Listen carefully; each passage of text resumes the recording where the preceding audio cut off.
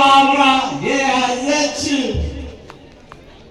አለችና ለእርሷ ንገራት ተብሎ የምስራች እንዲናገር ለሰው ሁሉ የምስራች እንዲናገር አንድም ለድንግል ማርያም የምስራች እንዲናገር አንድም ደግሞ አትንካ የተባለውን ነግቶ አትሂድበት ወደ ተባለው ሄዶ አትብላ የተባለውን በልቶ አትመኘው የተባለውን ተመኝቶ ከክርስቶስ ጋር የተጣላ ከክርስቶስ ጋር የተለያየ ክርስቶስ ሲርቀው አማኑኤል ሲርቀው የሥጋ አይኑ ተከፍቶ የልብ አይኑ መንፈሳዊ አይኑ ጨልሞበት በድቅድቅ ጨለማ ይኖር ለነበረ ለአዳም የምስራችን የሚሰብክ የሚነግር ታላቁ መልአክ ቅዱስ ገብርኤል የተናገረው ቃል ነው ይላል። ቅዱስ ገብርኤል ለሁላችንም የምስራችን ይንገረን።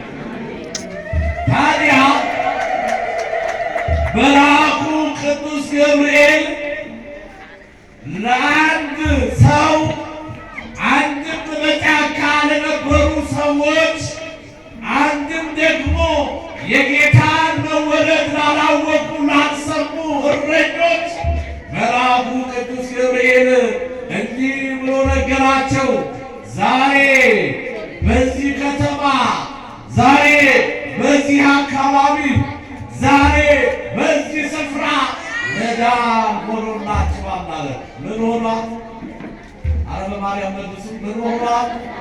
አቤት ሀገራችንን መድኃኔዓለም መዳኑን ይላክልን፣ ለሰፈራችን ድህነቱን ይላክልን፣ ለቤታችን መዳኑን ይላክልን። ወጥተው የቀሩ ታሞ አልጋ ላይ የተኙ ብዙዎች አሉና እሱ መድኃኒት ይሁንልን። ታዲያ ይህ መልአክ ቅዱስ ገብርኤል ለእረኞች ከብት እየጠበቁ ለነበረው ምንም ለማያውቁ ከብት ማገድ ብቻ እንጂ እንዲህ አይነት ወንጌልን ላልሰሙ ጆሮአቸውን የምስራች አሰማቸው ይላል። ምናቸው ምን አሰማቸው?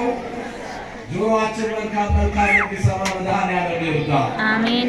ዮሐንስ ራእይ ምዕራፍ 3 ላይ መጽሐፍ እንዲህ ይላል፣ ጆሮአችሁ ከሚሰማው ነገር የተነሳ አንደበታችሁ ከሚናገረው ነገር የተነሳ እብዶች ትሆናላችሁ ማለት ብቻ አይደለም፣ ከእብደታችሁ የሚያላቅቃችሁ ታጣላችሁ ማለት አንደና ከሚሰማው ነገር የተነሳ ብቻችንን ማውራት ጀምረናል። ብቻችንን መናገር ጀምረናል። ምንም የማያውቁ ጨቅላዎች ሕፃናትን ትምህርት ቤት ምከራቸው ደብተር በትከሻቸው ተሸክመው ዝም ብሎ እያወሩ ይሄዳሉ። አዛውንቱ ብቻውን ያወራል፣ ወጣቱ ብቻውን ያወራል፣ አማኙ ብቻውን ያወራል፣ ኢአማኙ ብቻውን ያወራል፣ አገልጋዩ ብቻውን ያወራል። በንግስና ወንበር ላይ የተቀመጠው በቤተ መንግስቱ ያለው ብቻውን ያወራል። ሁሉም በሽተኛ ሆኗል። መድኃኒት ያስፈልገዋል። ለሁሉም መድኃኒታችን ማን ብቻ ነው? መድኃኔዓለም። ንገሩኝ፣ ማን ብቻ ነው? መድኃኔዓለም። መድኃኔዓለም ለሀገራችንም ለእኛም እሱ መድኃኒት ነው። አሁን የምስራችን እነግራችኋለሁ።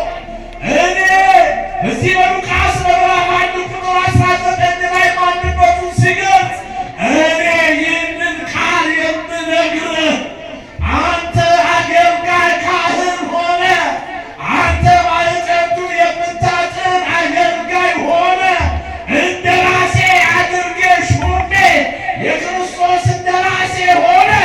ነገር ግን ጥርጣሬ ያለብህ አንተ ካህን ሆይ የምነግርህን ነገር ስላላመንከኝ እኔ የተላኩትን አንተ ስነግርህ አንተ ይሁንልኝ ይደረግልኝ ማለትን ትተህ እርጅና ዘመንን ዓመተ ምሕረትን ቁመትን ዕድሜን ጉልበትን ያንን እያሰላ ስላላዳመጥከኝ ይህንን ቃል እስኪፈጸም ድረስ አንደበትን አይናገርም ድዳ ትሆናለህና ተናገረው። ከዚህ በኋላ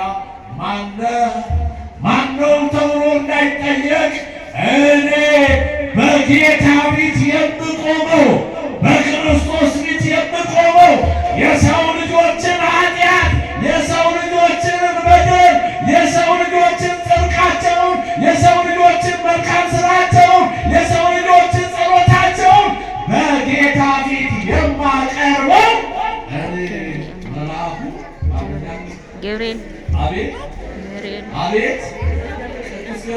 ፈቅዶ ቤታችሁ ይግባላችሁ።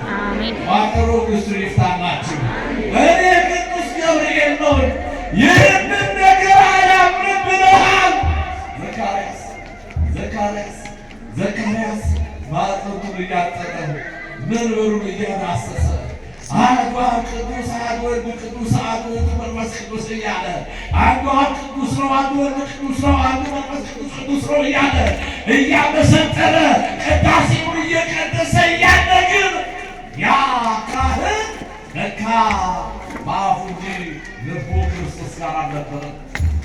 በመንበሩ ላይ ሆኖ መንበሩን እየዳሰሰ